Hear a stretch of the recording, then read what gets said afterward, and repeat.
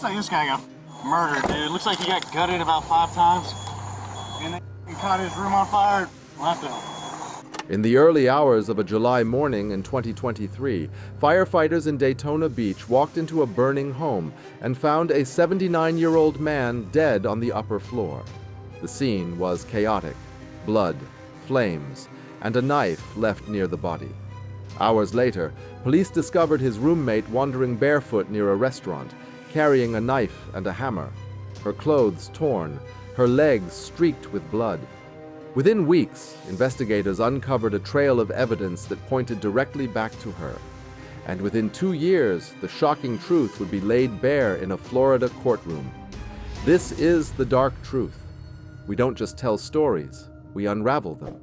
Stay with us as we examine a case that forces you to confront the thin line between reality, delusion, and the terrifying moment when a person's unraveling mind collides with violence, fire, and irreversible consequences.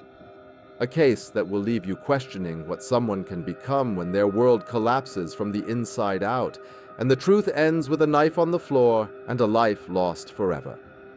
On July 1st, 2023, around 2 a.m., Daytona Beach authorities were called to a house fire. Fire crews entered the home and worked quickly to put out the blaze on the upper floor. When the smoke cleared, they discovered the body of 79-year-old Michael Cerasoli face down in his upper floor bedroom. He had suffered blunt force trauma to the head and multiple stab wounds. This was no accident and no simple fire scene. It was a homicide, and someone had attempted to destroy the evidence. Inside the room, investigators found a knife covered in blood near the victim. They also found 2 cell phones, one belonging to Cerasoli and the other belonging to his 35-year-old roommate, Nichole Maks. Blood spatter marked the bedroom walls, and the upstairs area had clearly been set on fire deliberately. It was a brutal killing, followed by an attempt to burn away the truth. But the suspect was nowhere in the home. A few hours later, around 3 to 3:30 a.m., a detective located Nichole Maks in nearby Holly Hill. She was barefoot, her shirt torn, and blood was visible on her leg. When the officer approached, she reportedly dropped a knife and a hammer. Her appearance and the timing immediately raised suspicion. When questioned, Maks gave conflicting accounts. But you told me you were homeless for 4 years. Iron off. Yes. And then when I showed you a photo of a man named Mike, you said you don't know who he is, and then you said, and then you changed your story and tell me you did. I do know him. He looks like the other Mike. Okay.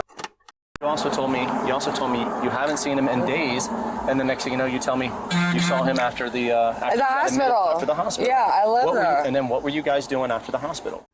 I've never been in his room. Never been into his room? I barely go upstairs. Okay, you barely go. Did you go upstairs tonight? No. I have some spiders up there I fed them, so it's probably during the daytime. So you don't go up there, but now you're saying you do go up there to feed the spiders? She initially claimed she had been homeless for 4 years. When shown a photo of Cerasoli, she said she didn't know him. Moments later, she admitted she did know him and had lived with him, contradicting herself repeatedly. She claimed she never went upstairs except to feed her spiders. At times, she said she had not seen the victim that day. Then she reversed that claim. Her stories shifted in ways that made little sense to investigators. She grew agitated when questioned about the fire and asked for a lawyer. She was taken into custody for questioning on the morning of July 2nd, 2023. At that point, police knew they had a possible suspect, but they didn't yet have the evidence that would tie her directly to the murder. During questioning, detectives informed Maks that a warrant had been issued for a DNA sample. According to the police affidavit, she asked for a Diet Mountain Dew. Officers gave her the drink, and she took her time with it, delaying over and over again. When detectives attempted to take the can from her, she resisted. The affidavit describes exactly what happened next. She began pouring the soda over her body and hair while pulling away from officers. She kicked and pulled at them as they tried to secure her in a patrol vehicle. Police concluded she was attempting to interfere with possible evidence on her body. Because of her actions, she was charged with tampering with physical evidence and resisting an officer with violence. Her behavior only deepened investigators' suspicions. But the forensic analysis would reveal far more. As the investigation progressed, DNA testing provided a critical breakthrough. According to the detailed forensic findings referenced in multiple reports, the victim's DNA was found on the blade of the knife recovered near his body. Nichole Maks' DNA was found on the handle of that same knife. This was not simply a general DNA match. It was a clear division between who held the weapon and who was stabbed by it. Police also documented blood in the separate bedroom where Maks had stayed. Combined with the evidence on the knife, her presence outside the home with blood on her clothes and body, and her conflicting statements, the case against her grew stronger with each passing day. August 5, 2023, more than a month after the murder, Maks was formally arrested in connection with the killing of her roommate, Michael Cerasoli. She was held without bond, and the legal process began. On September 5, 2023, Nichole Maks appeared in court for her arraignment. Records indicate that she entered a not guilty plea to the charges she then faced: first-degree murder, arson, tampering with evidence, and resisting arrest with violence. She remained held without bond after this appearance. At this stage, the case was still in its early phases. The forensic results were clear, but the deeper story, the why, was just beginning to emerge. Over the next year, evaluations, attorney statements, and court filings painted a more complex picture of what had led to the deadly events inside that burning home. During the pretrial period, more information surfaced during court discussions. Her public defender, Jessica Lindsay Roberts, stated that Maks had endured a long history of sexual abuse and trafficking. The defense also reported that Maks had not been taking her prescribed medication for 6 months prior to the killing. During sentencing proceedings much later, the court heard that Maks was experiencing significant mental health deterioration at the time of the murder. Statements presented during the hearing indicated that she was hearing voices instructing her to kill Michael Cerasoli. She also reportedly believed that he was drugging and raping her at the command of a motorcycle gang, a belief described in court as delusional. These explanations did not come from speculation. They came from official statements presented during the sentencing phase of the case.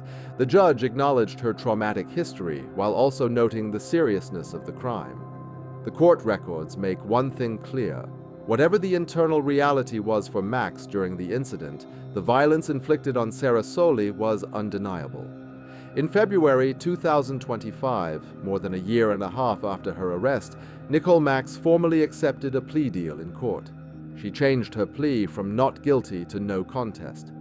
Under this agreement, she pleaded no contest to second-degree murder, arson of a dwelling, tampering with physical evidence, resisting an officer with violence.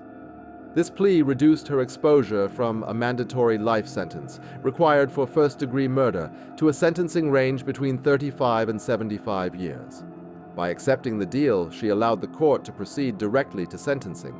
The purpose, as stated by both sides, was to balance accountability with the realities of her mental health and documented trauma, but it did not erase the brutality of what happened to Michael Cerasoli.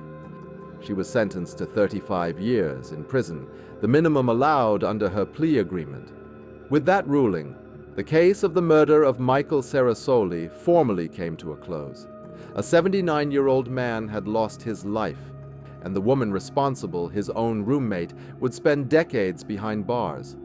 The story is one of violence, confusion, and a mind in collapse, anchored by the inescapable facts left behind at a crime scene lit by flames. The case of Nichole Maks and Michael Cerasoli is a reminder that darkness doesn't always appear suddenly. It doesn't always look like a stranger in the night. Sometimes it grows quietly, through untreated illness, unspoken trauma, and years of pain no one ever fully sees. And if you ever find yourself drowning in thoughts you can't trust, hearing things that push you toward harm, or believing you might hurt someone, please seek help. Talk to a doctor. Talk to a counselor, because no life should end in a burning room, and no mind should unravel to the point where reality is lost and violence takes over. For more deep dives, subscribe to Dark Truth and turn on all notifications. Help this investigation reach more people by leaving a like and sharing this video. We appreciate your time.